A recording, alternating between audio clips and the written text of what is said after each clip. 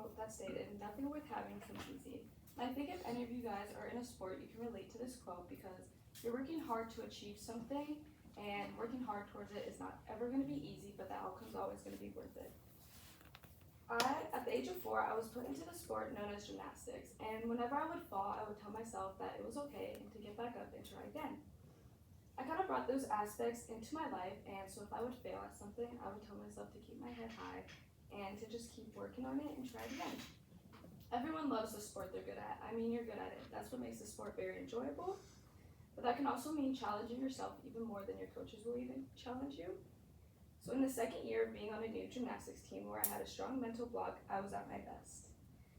Snow had recently touched ground, and that meant that gymnastics season was starting up again. And since my first year on the team was made super memorable by not only my coaches but also my teammates, I decided that I should try it for the second time. In my perspective though, having a sport right after school kind of became a distraction for me since, for example, if I were sitting in class and I had a meet that day, that was all I was thinking about for leading up to that given moment and just how good I was going to perform. And also during this time, I started my first ever job, working 5 days a week, including the weekends, which kind of meant not having enough time for school. So using my time efficiently and wisely became essential for me. I tried to use my study hall time to get any schoolwork done that I needed to complete, and I also used the time that I had off work to get that schoolwork done. But that also, since gymnastics would kind of be on my mind during school and I wouldn't focus on the tasks that I needed at hand, it kind of had the same for gymnastics. So since I had work typically right after, because gymnastics practice started at 3:30 till 5 p.m. So I would usually go into work around 6 p.m. and wouldn't leave till 10 p.m. So at gymnastics practice, all I was thinking about was the fact that I had to work after it if I worked that day. So that kind of gave me a mental block because during this time, I was working on a skill that I really wanted to get this year. And since I was thinking about other things rather than the skill that I was trying to get, it kind of made my head not as clear as I wanted it to be. So I decided it was best for me to ask for any help that I needed on any schoolwork. But that also meant having this thing called the twisties. And now many of you may know Simone Biles. She's a 3-time gold winning champion in the gymnastics Olympics. And in 2021, she suffered from this thing called the twisties, and every gymnast will experience this at least once in their career. And that's where you essentially lose track of where you are in the air, and it makes it hard to land safely, and that's why she got injured.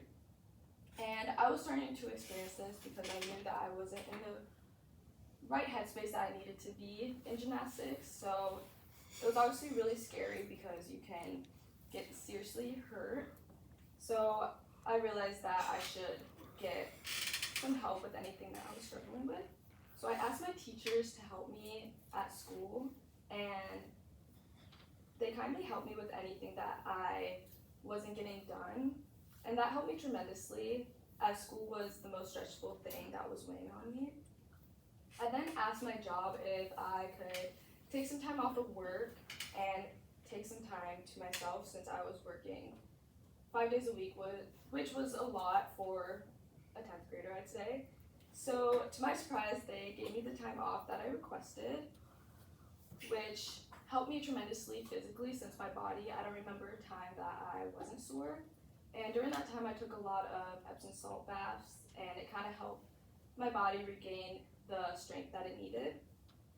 So one day while going into practice, we had something called open gym, and that's where you get to choose one of the 4 events and just work on a skill that you're setting your goal towards. And for me, that was 4. And since my head was clear of most of the stress I had, I knew that if I just set my mind to it, that eventually I would land this skill. And what I was trying to work towards is called a back 1.5, and that's where you do like a backflip and do a full twist with an added half twist. And if I were to do a backflip and do a full twist right now, I would land in the same spot that I'm standing. But my goal was to land facing the other way, and I just couldn't get that. And so my coaches and teammates saw how frustrated I was, and they gave me a lot of support that I needed to get that fear of landing wrong or just clear that self-doubt that I had. So when I went to go do my back 1.5, I felt my body feel much lighter, and twisting never felt easier for me.